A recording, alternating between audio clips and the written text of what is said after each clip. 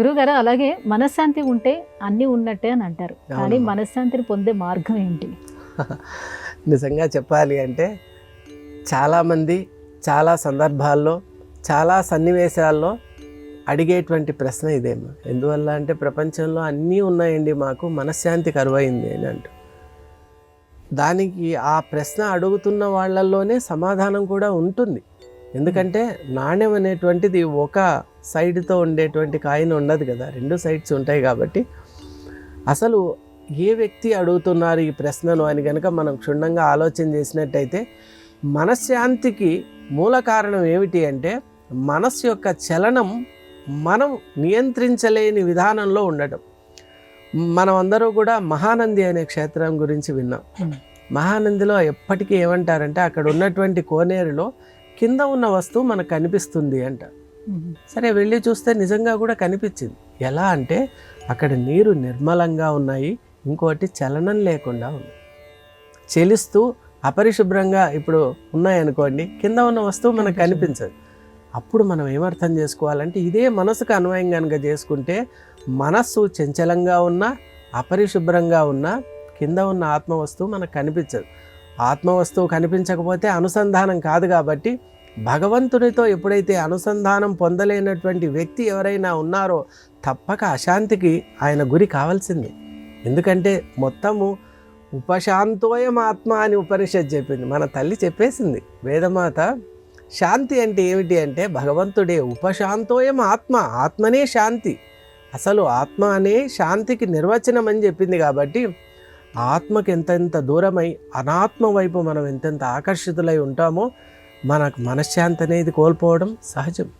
ఎందువల్ల అంటే మనం వెళ్ళవలసినటువంటి ప్రాంతానికి విరుద్ధంగా మనం ప్రయాణం చేసామనుకోండి, మనం సపోజ్ ఇలా ఉత్తరం వైపు వెళ్ళాలి, అలాంటిది మనం దక్షిణం వైపు వెళ్తున్నాం అనుకోండి, మనం ఉత్తరం వైపుకి వెళ్ళవలసిన ప్రాంతానికి అంతంత దూరం అయిపోతున్నాం. ఎందుకు? మనం ఆపోజిట్ డైరెక్షన్లో వెళ్తున్నాం కాబట్టి. అలా కాకుండా అనాత్మ వైపు నుండి మనం ఆత్మ వైపు ప్రయాణం చేయాలి. దాన్నే అసతోమా సద్గమయ, తమసోమా జ్యోతిర్గమయ, మృత్యోర్మా అమృతంగమయ అని అమ్మ ఎప్పుడో చెప్పేశారు మనకు. అందుకే వేదం మనం ఎప్పుడైతే పట్టుకుంటామో, వేదం అంటే మనం భయపడుకొని స్వరము ఇది మనకు తెలియదే అని కాకుండా వేదంలో ఉన్న ఒక్క వాక్యం పట్టుకున్న, పదం పట్టుకున్న, శబ్దమైన ప్రతి ఒక్కరు పిల్లల నుంచి పెద్దల వరకు వృద్ధుల వరకు వేద వాక్యాన్ని మనం కనుక స్మరణ చేసుకుంటూ ఉంటే వేదంకు మనం ఎంతెంత దగ్గర అవుతామో భగవంతునికి అంత దగ్గర అవుతాం. ఎందువల్ల అంటే వేదం భగవంతుని యొక్క వాక్కు కాబట్టి, వేదం భగవంతుని యొక్క వాణి కాబట్టి, ఆ వాక్కుకు వాణికి ఆ యొక్క దివ్యమైనటువంటి ఆ తత్వానికి మనం ఎంతెంత దగ్గర అవుతూ ఉంటామో అంతంత. ఇప్పుడు మనం సముద్రానికి దగ్గర అవుతున్న కొద్దీ మనం సముద్రాన్ని చూడకపోయినా ఆ గాలి వాతావరణం బట్టి చెప్పచ్చు సముద్రానికి ఏదో దగ్గరలో ఉన్నామనే ఒక ఆలోచన మనకు అందరికీ కలుగుతుంది. వాతావరణం అలా మారిపోయి ఉంటుంది, ఆ సముద్రపు గాలి మనకు తగులుతూ ఉంటుంది.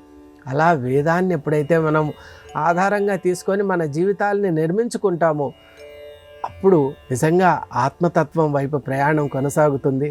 ఆత్మతత్వం వైపు మనం వేసే ప్రతి అడుగు కూడా ఈ జన్మకే కాకుండా ప్రతి జన్మలో కూడా మనకు ఉపయోగపడుతుంది. ఎందువల్ల అంటే ఆత్మతత్వం అనేటువంటిది దేహానికి పరిమితమైంది కాదు, ఇది పరావిద్య అని మనం చెప్పుకున్నాం. ఈ విద్య ఎలా అంటే ఈ దేహానికే నిమిత్తం కాదు, రాబోయే జన్మల్లో మనం ఎత్తబోయే ఆ నామరూపాలు ఎలా ఉంటాయో మనకు తెలియదు. 84 లక్షల జీవరాశుల్లో ఏ జన్మ ఎత్తినా కూడా ఈ సంస్కారాలు అలాగే వాటిలో ఉంటాయి. కాబట్టి మనిషి ముందు చేయవలసినటువంటి కర్తవ్యం ఏమిటి అంటే భగవంతుని వైపు మనం తిరగటమే. అదొక్కటి మనం చేసామంటే అన్నీ సాధ్యమే. సర్వసంభవం అంటాం కదా, అలా అన్నీ సాధ్యమే.